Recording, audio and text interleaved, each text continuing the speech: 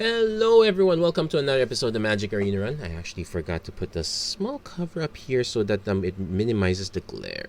Let's try not to cover me up that much. There we go.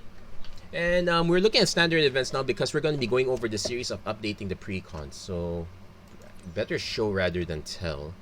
So, because we've had rotation, a lot of decks that we've been playing with are now gone the way of historic. So, Wizards saw fit to give us a new set of 10 new 10 precons. So we're going to be going with enemy colors first because I want to take some time to naturally get the new allied colored slow lands rather than craft them with rares, wild cards for the time being. We're going to take a look at the original deck first. We're going to be starting with white-red. And this originally was supposed to come out a few days ago, but this deck was probably one of the hardest to build towards. So this deck is called Armed and Dangerous. First notes of this, and for that matter, first notes of all the precons. You get only one mythic. You get one mythic. You get 1, 2, 3, 4, 5 rares. You get 1 mythic and 5 rares. Actually, you get 6 rares if you count the pathway. So very slim. Very slim if you ask me. It's not. I wouldn't call it really bad. It's actually quite serviceable. But for a deck like Armed and Dangerous, it makes it pretty fun and casual at the earlier levels. It makes it very hard to get into higher levels, so you definitely want to upgrade it over time. So usually the trick with upgrading, if you want to do it yourself and want to do it as a take-home exercise, the trick is give it a few runs, preferably in play. In fact, I would say that the gameplay quality is relatively higher on the play queue right now because it's a new set, and the people who should be playing in ranked are still testing it out in play mode right now, so can't accuse them too much. That said, it's about looking over the cards that work, the cards that don't quite work. So given that, my first comment would be, sadly, Lorehold Command is too expensive for what the deck does. Basically, this is an aggro A plus B deck. When I say A plus B, it's one component that kind of relies on the second component.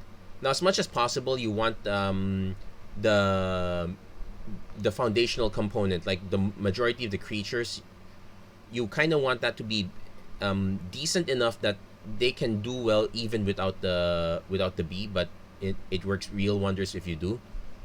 So that said, because of the structure of this deck, most of the expensive cards are very hard to come along. So that said, Lorehold Command's a no-go. Shepherd of the Cosmos, even though it has a foretell and you can play it by turn 4, it's a feel bad to foretell it on turn 2 when you rather be playing any of these other cards in turn 2. Akum Warrior, this is practically gonna just be a tap land. So these are not exactly very great. Lorehold Command kind of gets cut. Arnie Broken Brow is interesting. I initially made this build to lean towards the one creature type it seems to be building around, which is Warriors, based on Kargan War Leader and based on the Fireblade Charger and Core Blade Master. So Arnie Broken Brow is generally an easy cut. It does benefit when you get equipment on it or on other creatures, but it's essentially a win more card for the most part. Also, it only boosts the power. It still has 3 toughness even after activate, which is very dangerous if you ask me. This format right now, between Frostbite, Cathartic Pyre, Blizzard Brawl, Infernal Grasp, it's still not friendly for 2 drops or creatures with 2 toughness, but 3 toughness, it's still not an immediate shoe-in either, so that's kind of a quick pass. Likewise, because of the mana count issue, Pigment Storm easily gets the cut here. Now, that leaves us with the rest of the main stuff. Rune of Sustenance, Rune of Speed, it's fine. It does get you an extra card draw, and if your opponent doesn't have removal for the equipment in question, assuming you put in equipment, if you put in the creature, it's an easier story. then it gets to go out of hand fast. The problem is, for the most part, your opponent will have either some sort of removal, or B, the fact that these two cards, they don't generate toughness, they don't generate a way of protecting your creature. It's kind of a hard pass on that, on those. You're really asking me 2 for 1. Then the other main loser, well, Kitesail Cleric. Yes, it's a good way to tap target creatures, clear the board, but again, this is good if you're winning. It's horrible if you're losing. That leaves us a bunch of these other cards. So first off, the Dwarven Hammer. More often than not, this is just a 3-mana equipment that equips for 3. It's very rare that you'll hit games with 5 mana, and if you do, it's most likely this is either already in play. And this one is actually a very hard pass. You notice that I've cut most of the equipment here. In fact, I also ended up cutting the Scavenge Blades. I found a few alternate options here. Don't worry. Most of the rares will be equipment. That's kind of the way the deck is going to be built around. It makes you wish that we still had Embercleave if you're building around with this one. Well, not quite anymore. That leaves us with these other cards. I ended up cutting 1 copy of Bruner, but let's just leave that there for now. The Royal Eruption, because it's sorcery speed, makes it really hard pass. Also, most of the time you're worrying about threats. And that also leaves us the 2 Beskir Shieldmates, which also got cut. So I also cut the Axeguard Armory. So with that, we actually trimmed out so many cards. So if you're planning to just think, oh, I'm gonna go into this deck, I'm gonna make a few exchanges here or there, you could, but over time you're really gonna be cutting a lot of the fluff here. Now that said, I ended up with 2 different versions of this deck. There's one that preserved more of the main essence of the deck, and I'm gonna show that one first. That's the one I've been trying around. If it doesn't pan out, I'll show you the other version, which really gutted this deck even more. So first up, mana base. That's the one thing that's gonna always be brought up. Max out your pathways. This is pretty much a must. I did not max out the Snarls, even though I had more copies of these. Technically, I could. The reason is, one, we're expecting to get the allied. We're expecting to get enemy colored slow lands in Crimson Vow. And 2, this is not exact. Well, this is actually one of the better lands for this particular deck because it's so aggro. So if you have more Snarls than pathways, you could do a substitution easily. It's not that. It's actually quite fine if you ask me. But more often than not, you probably want to have a playset of pathways. So that's it for the mana base. As I said, we cut the Bruner down to 1 copy. We did bump up Halvard, God of Battle, to 2 copies. So I'm limiting the number of mythics I'm adding. I'm just adding 2 additional mythics. So it's an extra copy of Halvar.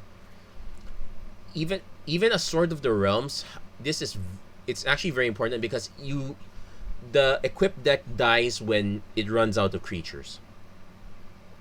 So we have Sword of the Realms as a way to keep recycling our creatures more or less. I added 2 copies of Venerable Warsinger. Although it's not a warrior, it's kind of a nod to getting our creatures back. It replaces the Angel of the Cosmos. We kept the 2 Kargan War Leaders. We doubled up the Maul of the Skyclaves. We doubled up the Dancing Swords. We added the Shatter Skull Smashing. This is our other mythic. And in addition to that, for removal, we added 3 copies of Cathartic Pyre instead of the Royal Eruption. Now, the matchups you're going to face are essentially boiled down to aggro, mid-range, or control.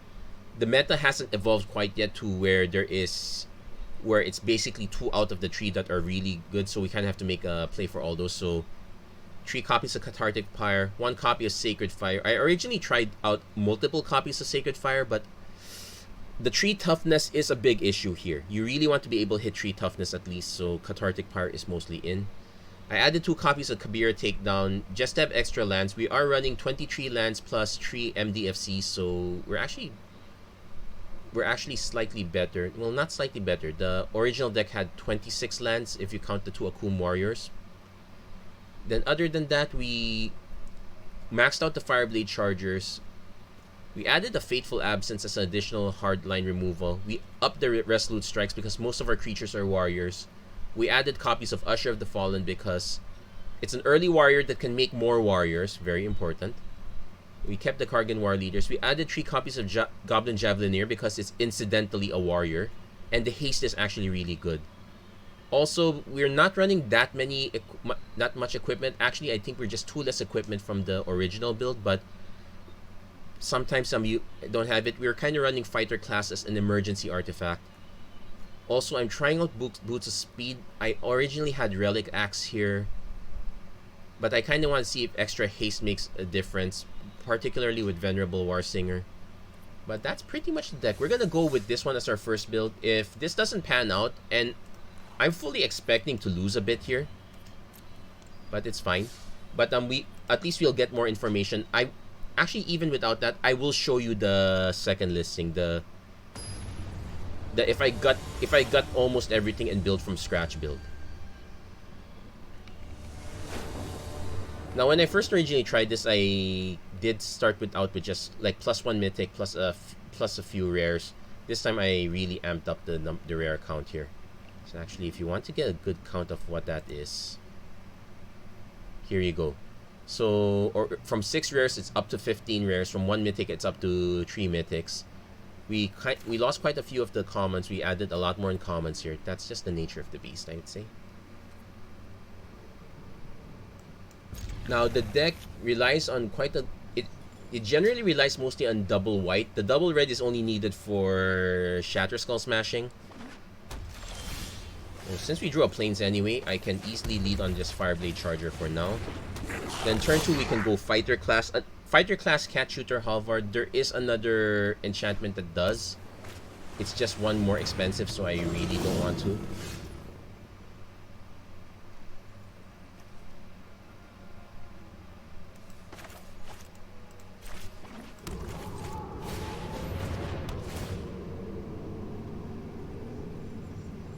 I am probably gonna get the Dancing Sword because we're really short on creatures. We only have 1 creature right now. And I'm probably not gonna trade. Our opponent's playing white-blue, and they're playing the Magecraft build. Super aggressive, super annoying. I'm expecting a lot of bounce here because that's the way it gets out. We will take the 2. So if I play Maul of the Skyclaves, I'm not going to expect it to land on this one. I'm going to expect our opponent to have a bounce spell. Maybe even a counter, but super unlikely. It's most likely to be bounce.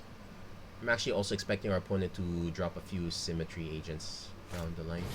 Another Light Scribe. Still room for 1 bounce spell, so that scares me. Having 1 mana bounce is really annoying at this point.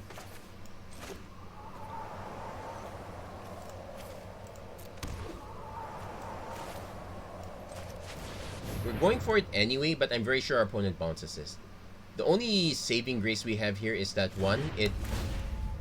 it's a misfire for our opponent because they really want to fire this off on their turn when they're attacking. I'm actually holding this back. I could have swung, but I also want to be able to block. It's actually a bit of a non-bow here because if our opponent does pump this up to where they can safely block the Fireblade Charger, it's... Now, technically, I can Light Scribe kill something. I can still kill something, technically. Our opponent would have to pump this up to, like, 7. Now, it's doable. It's annoying, but I'll have to go for it. Also, we're starting to see the cracks of the A plus B system. So, for 5, they need to pump. Oh, no, they're not pumping. Are they not pumping?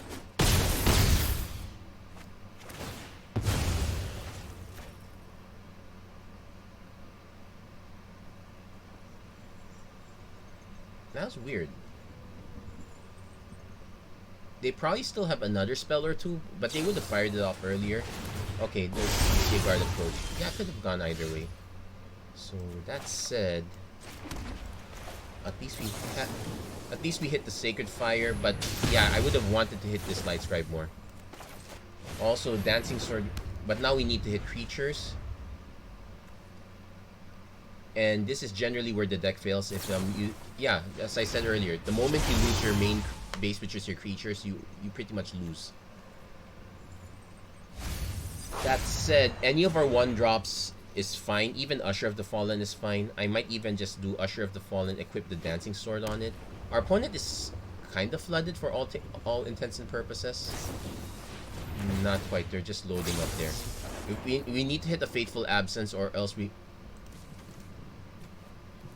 Also, I've seen some builds, they're really making advantage of this limited shaft that you see the guard approach. 1 mana hex proof, even without any buff effects. Kind of reasonable for this. It does make the white-green slightly better in terms of giving hex proof in that sense. Also, what's the other option? Tap target creature, sometimes relevant. So we're dead well, we're not quite dead next turn yet. It's still 5, but our opponent is assumed to pump more. Now we have the alternate. Wait, that's a 5/5. Yeah, so we're not gonna kill it at this rate.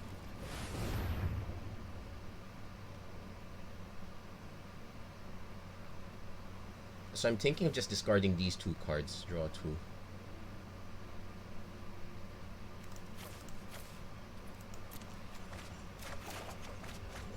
Okay, got our Resolute. We got our Fireblade Charger. Technically, we could equip.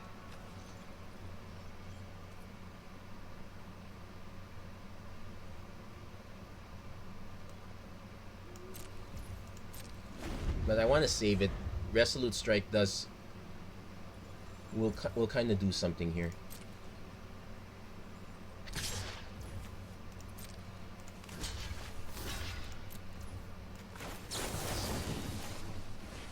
Let's see what our opponent's response is. Our opponent can still pump at least.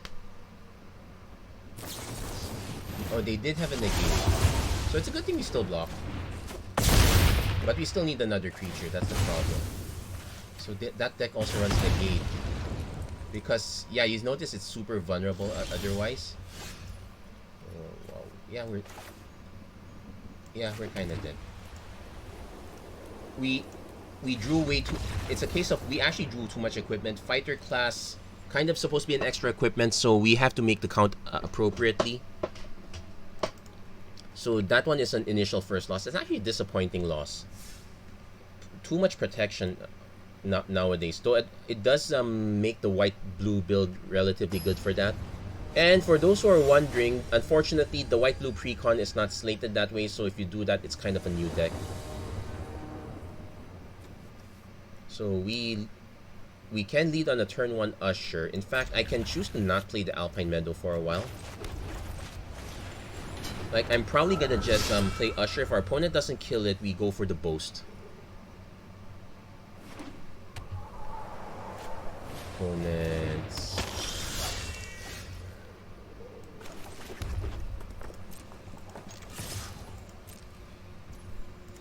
Opponent's not going for it. So our opponent is doing... Oh, this is also a warrior. Okay, something to consider. I'm not... Something to consider for this build. It's actually interesting. Okay, opponent snipes that. Unfortunately, it's an exile effect, so... We're gonna hold the Blade Master for now. What we're actually gonna do is just equip the Dancing Sword. Now... We can swing. It will give us another piece of... yeah, opponent's gonna take it.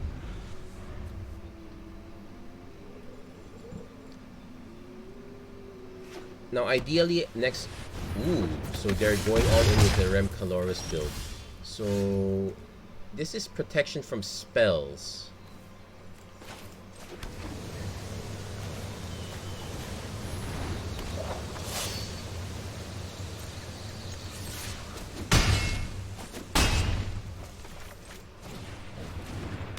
And their spells deal a little more damage, though at this rate it's... I actually have a copy of Rem Caloris. It's something... It's actually a nice one to fit in as well, but... Yeah, I think 15 rares is gonna be... the 315 is gonna be my upper limit for this particular experiment. I might add, say, one more to a sideboard if I ever go there.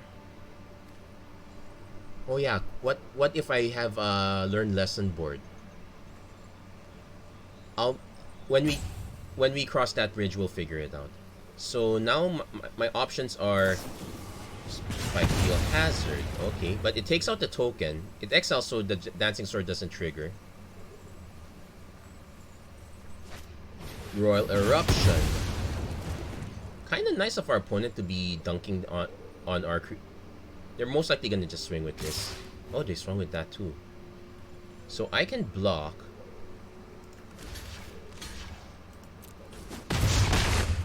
Because it only protects from spells. It doesn't reduce damage from creatures. So I need to decide if I want to do... Well, we're definitely doing the Venerable Warsinger Dancing Sword now. Our opponent will need to do... will need to fire off a Royal Eruption. And they need to consider that my plan is to start getting these guys back. Shame we lost... At least we lost an Usher and a token, so that's not too bad.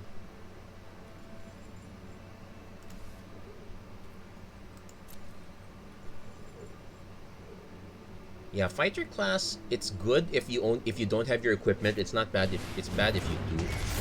It's good if you don't have, it's bad if you do. Opponent is running what's this? Bloodthirsty Adversaries to buy back spells. They're buying back the Royal Eruption. Okay. 2 people can play that game.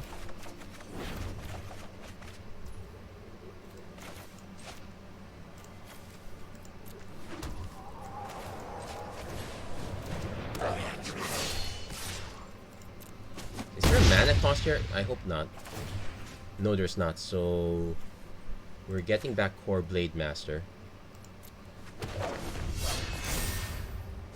Opponent can start buffing this.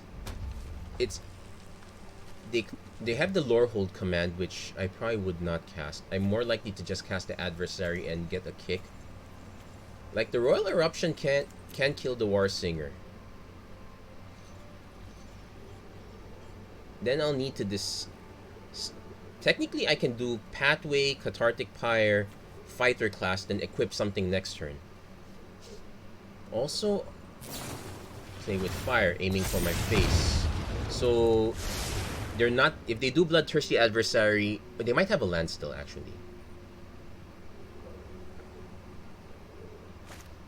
Falcon Rat Pit Fighter. Okay, they're going big here. Oh, they conceded. Oh, because I also get the same benefit. They don't know what my other cards are, but they know I'm gonna burn at least one. They probably ran out of removal. That's kind of why I was expecting to do Adversary and replay a burn spell. That was weird actually. It's actually a lot closer than I think than it should have been. I think it probably pilot. Well, I wouldn't blame it too much in pilot error. I also do pilot error quite a bit. This one's very scary. We do have Blade Master into Cathartic Pyre. We kind of need one more land to get things going. At least we have a Warsinger. I'm gonna give this one a shot. It's probably bad. Okay, maybe not too bad. Turn one Usher buys us a bit of time. So turn 2, it's either Pyre or Blade Master. Drawing a land is gonna kind of... Okay, we did draw the land. We will Cathartic Pyre though. There's no way I'm leaving a pack leader up. This is clearly a werewolf deck. So turn 3, it's probably gonna be Maul. Oh, Ranger class. Okay, yeah, we're gonna Maul.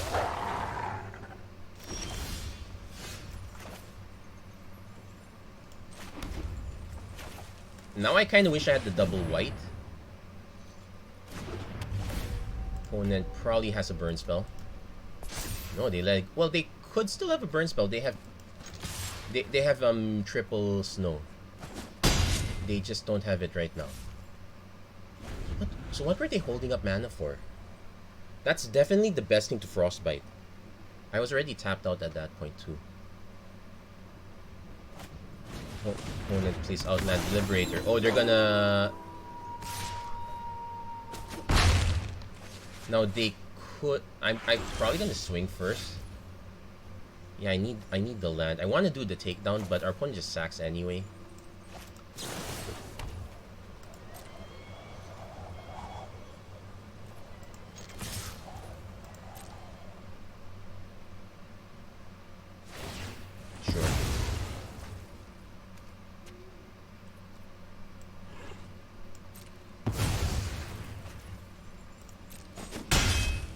Now I played the Venerable War Singer.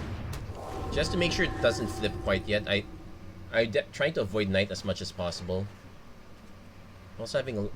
Opponent does have a Frostbite.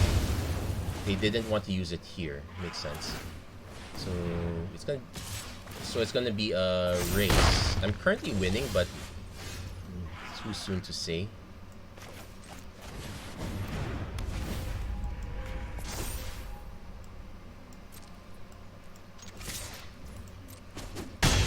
Now I'm assuming our opponent has another Frostbite, so also because the game automatically tapped it, I probably would have played the Javelin here. Nah, I wouldn't. It's a so we're gonna buff this, force our opponent to. It won't kill the wolf. It won't kill this one. It'll force that, which I'm fine with. It gets rid of 2 of their kill spells, and they get a 5/4. If I can get one more land, it's Javelinier Equip Malt. Wrong land.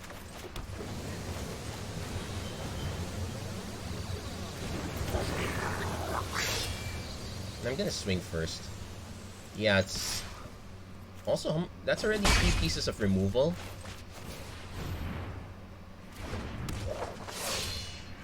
If our opponent has any more, it's gonna be so annoying. Okay, they play Pax Ho. They don't have a kill effect. They make 2 werewolves. We're not blocking. So I technically need 1 more power.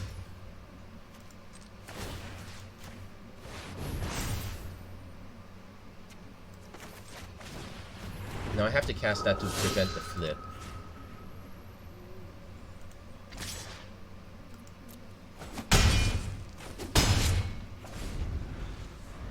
Now we just need to block enough and not die.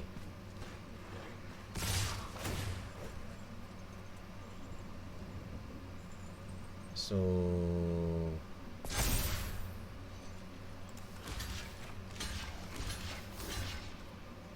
Nope, that's not correct. A Royal Eruption would kill us anyway, but we're trying to avoid dying to play with fire. Does our opponent have a pump effect? That would be a Lunar Friends. Oh, they had enough. That's annoying. So it didn't matter. So that one, didn't matter that much. Maybe it would have been better for me to hold back than swing afterwards. Yeah, so that's probably player error on my part. But they had too much. They had a lot of removal for that initial start. Lunar Frenzy. Yeah, that one's a bit annoying. Don't get me wrong. That was a very good play. It's just annoying from our point of view. So no equipment this time, but we do have different options. I'm definitely gonna lead on Usher turn 1. I could even do Fireblade Charge and hold the Resolute Strike, but we're more likely to just keep making tokens here. Opponent going first. I still think that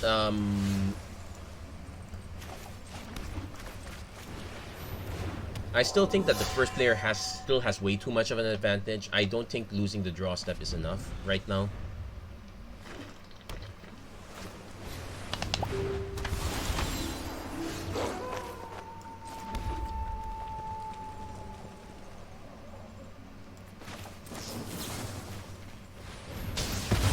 No tokens this time, but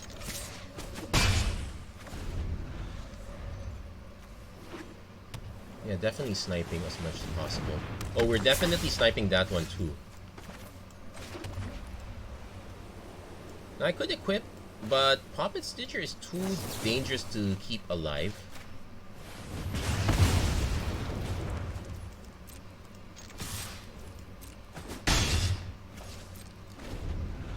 Yeah, so we're kind of learning there.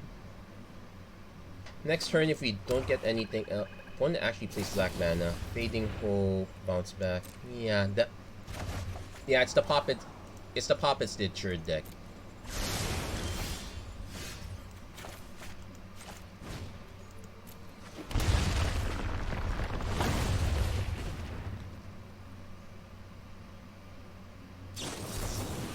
They actually have a flip the switch.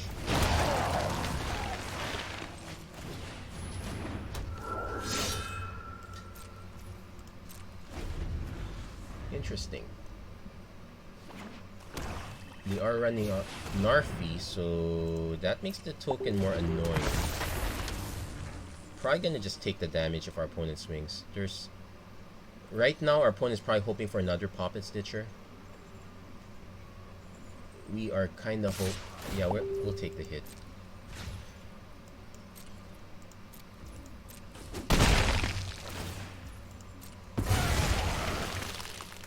Hopefully we can hit another land. Well, yeah, now you're starting to see the disappointment that is Alpine Meadow.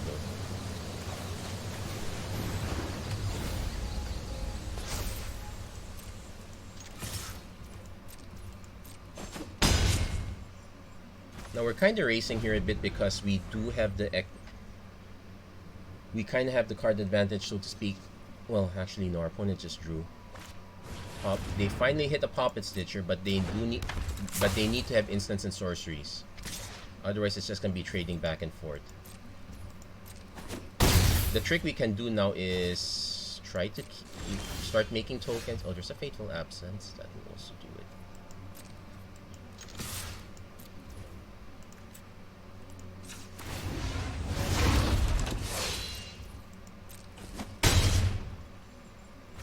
And we'll wait under upkeep.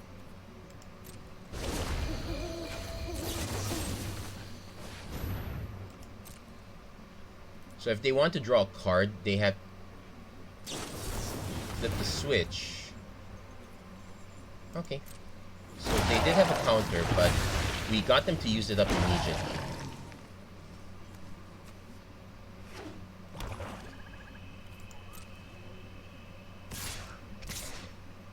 Well, hold on. We could block, but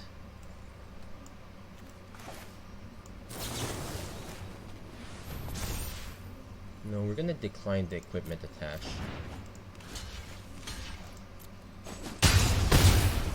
Yeah, the Resolute Strike is still pretty good even without moving the equipment. Opponent got too greedy with the Puppet Stitcher. I think they felt like they might lose the race, which is a reasonable fear.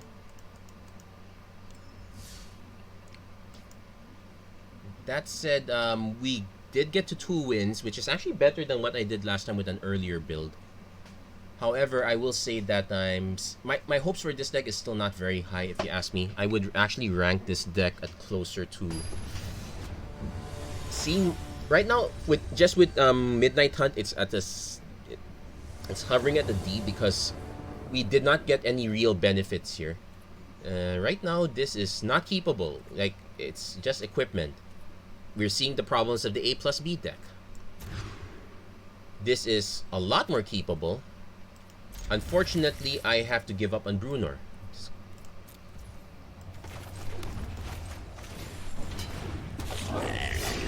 It's also sad I can't just do I have to do the Dancing Sword on turn 2. I'm probably gonna do it anyway. And I probably should have attacked first in case our opponent had a bounce spell, because I probably would have just played the Charger first. Again. But it's highly unlikely our opponent would spend a bounce. Well, the Fateful Hope would have given them a Scry Tree, so that's something to consider. Like, it leaves us a Fateful Absence.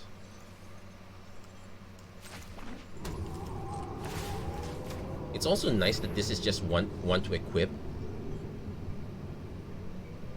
I'm doing this now, so even if our opponent does have the Fading Hope, it skips a combat step, but guess what? I can kind of do it again. It's kind of important because the Dancing Sword becomes a creature in a sense. Oh hey, and we have haste 2. So nice Fading Hope there, opponent. Opponent is rocking they are gonna Frostbite now, which will let us damage and give us an... Yes, take action.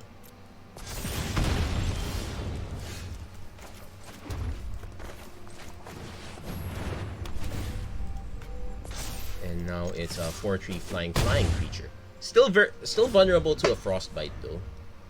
That said, if our opponent's just doing expressive iterations, we might be fine.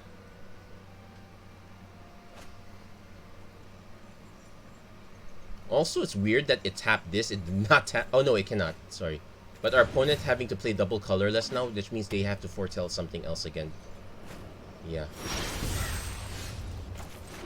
It lets us play the Kargan War Leader, but I'm concerned there might be a Wrath effect.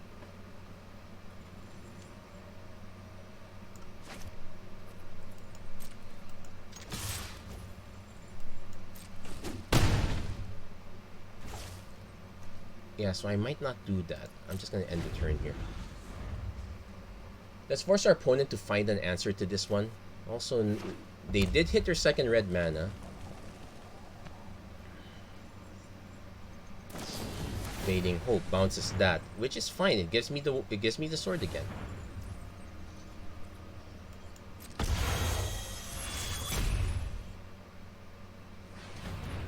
Okay.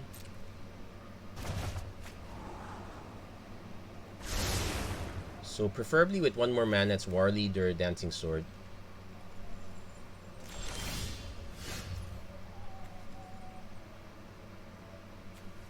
I'm gonna play Dancing Sword first.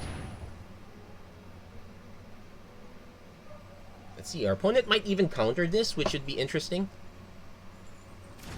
Nope, they did not. I'm gonna play the Fireblade Charger. Opponent probably counters this, or yeah, they did have the counter for that. So we're gonna wait for them to play a dragon at this point. Not Alrund's Epiphany at this point. So now I have to choose between War Singer and Kargan War Leader. I still want to leave up Fateful Absence, so we're gonna just play the Kargan War Leader. Because any one hits would be fatal anyway. It's probably another counter spell. There, another Saw It Coming.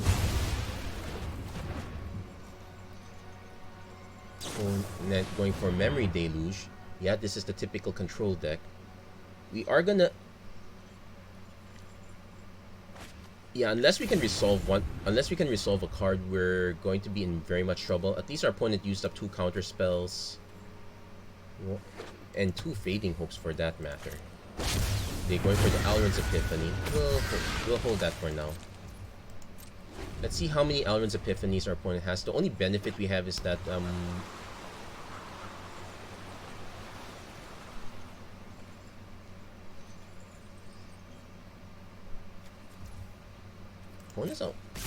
opponent's just swinging with those 2. They might have another one. They probably stacked with... Oh no, they're not stacked with Epiphanies. So we're gonna run Usher.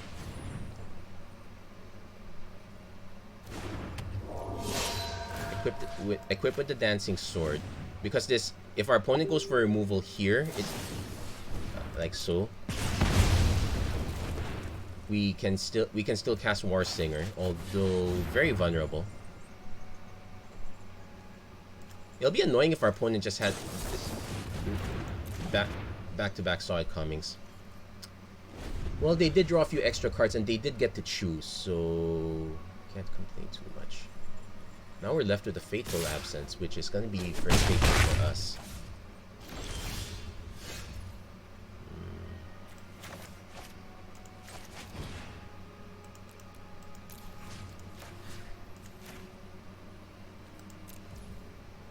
I'm actually okay with making them activate the land. They're most likely gonna just crack the Memory Deluge first. Pretty much best control card right now.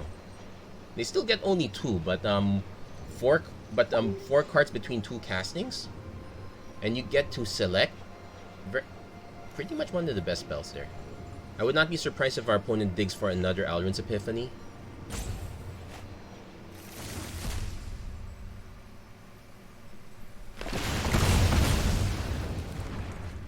But yeah, as you can see, we struck on the fundamental flaw. Like, if we cannot land a creature, we're in big trouble. If our opponent lands a Goldspan Dragon now, we are also in trouble. They land a Bloodthirst Adversary, which can... There is a limit to the spells they can get back. They're probably going to get back Expressive Iteration and Yeah, they're just getting back the expressive iteration, so that's kind of fine. They've already used up 3 Saw It Coming, so if they still have any... Oh, and they're probably gonna do the Memory Deluge now. Because this goes away. It's possible. I sincerely doubt they're gonna let that go away.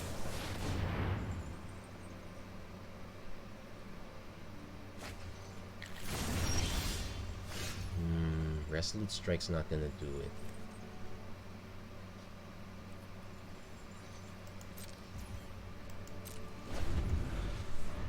Yeah, so I did keep the Resolute Strike because it's a very good combat trick, as we saw last time.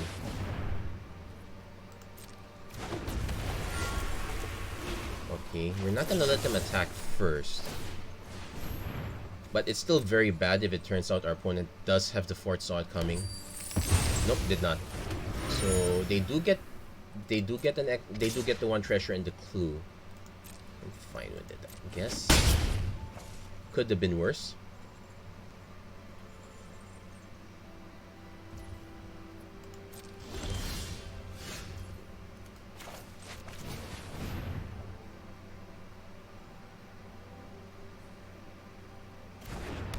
No, I'm gonna run the equip on this. If our opponent does have removal, that's where Resolute Strike comes in.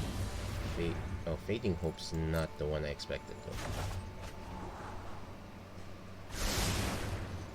I do have to cast it again though. It's not like I have much of anything else.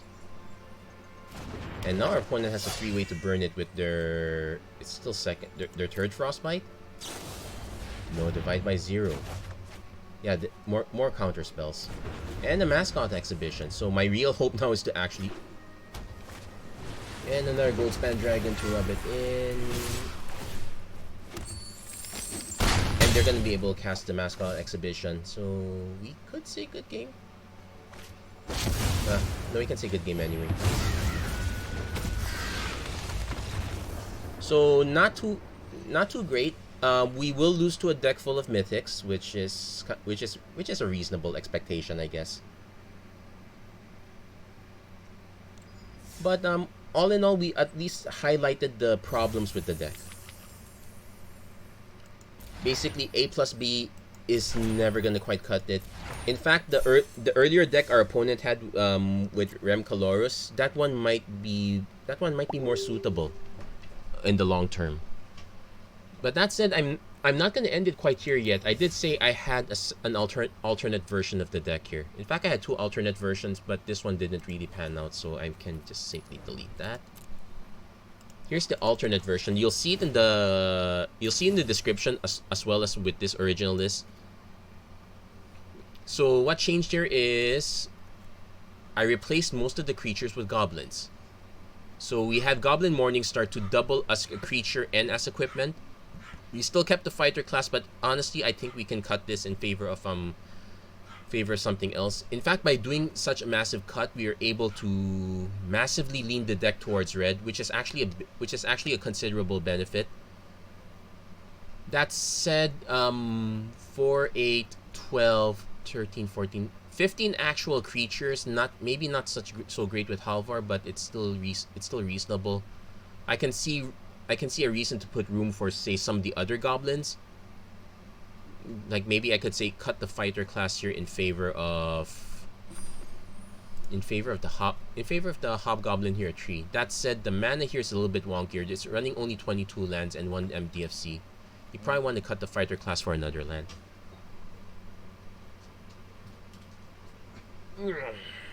What did you do now this time? You little goblin, you.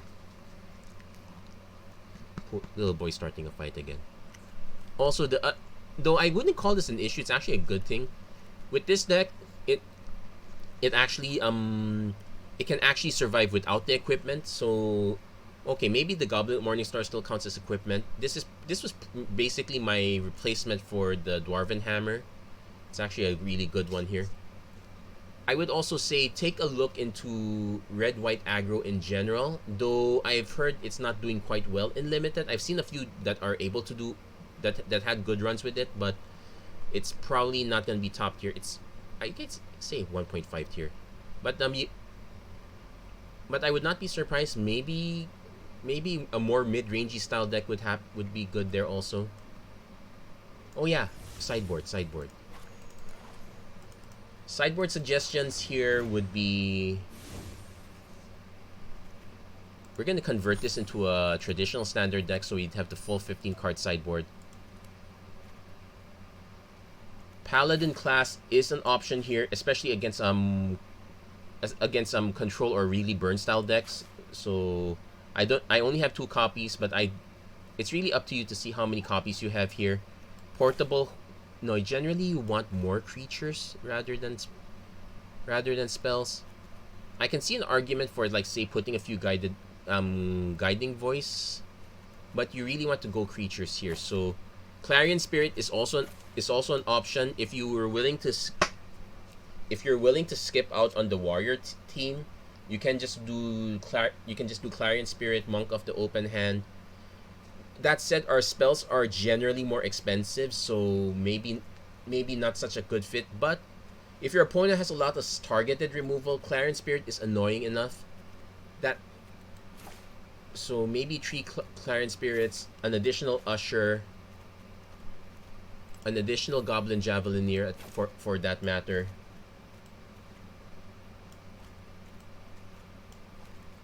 We also want to consider, oh yeah, I did not include this in the previous one because I was limiting myself back then, but yeah, in the Goblins build, Den of the Bugbear. So as you probably also want Burning Hands because green is a thing. That said, we also need to have high end removal, especially for them Goldspan Dragons. Now you do have options here. It's between what's most likely going to be Demon Bolt, which it's instant speed,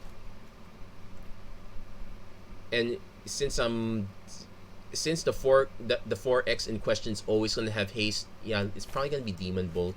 You probably want to have some copies of that. Basically, it's a way to adjust your removal suite. Like if Sacred Fire misses, if Cathartic Fire misses, adjust with these. Also, speaking of more sideboard cards, we're actually seeing quite a bit of mono black as well, so we probably want the phasing card. Trying to remember what it's called.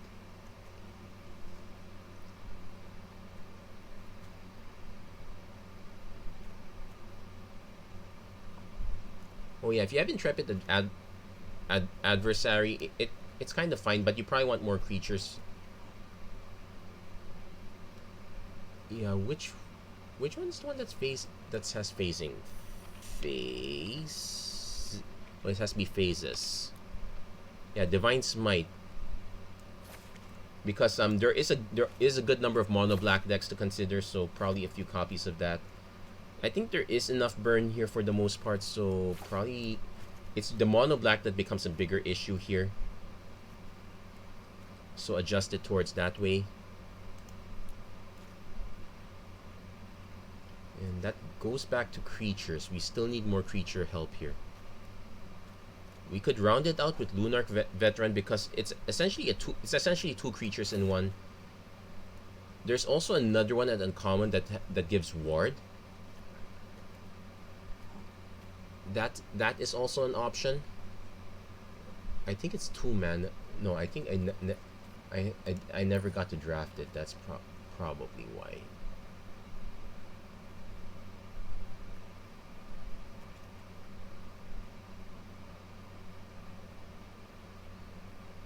Okay, that's weird. I'm very certain there is a... Okay, Lunarch Veteran. I'm very certain there is a one... Oh, Chaplain of Alms. First Strike. And First Strike Ward 1. It's annoying, especially if you get equipment on this. The flip side is also just as annoying, though it's more expensive to disturb. Yeah, I think you still prefer Lunarch Veteran just because of how cheap the disturb cost is. But I can see an argument for Chaplain of Alms. First strike can be a good deal, especially if you don't have the Maul. But I think I'd lean with Lunarch Veteran for now. So this is how I would adjust the deck for the this is how I would adjust the deck for the most part. Depending on what you fear more, make adjustments that way. But this is pretty much the build I'm submitting. Now, I'm not gonna recommend a sideboard for this one. If you go the goblins build, I would just recommend go goblins all the way. That you don't want to be hamstrung with equipment that you don't really need.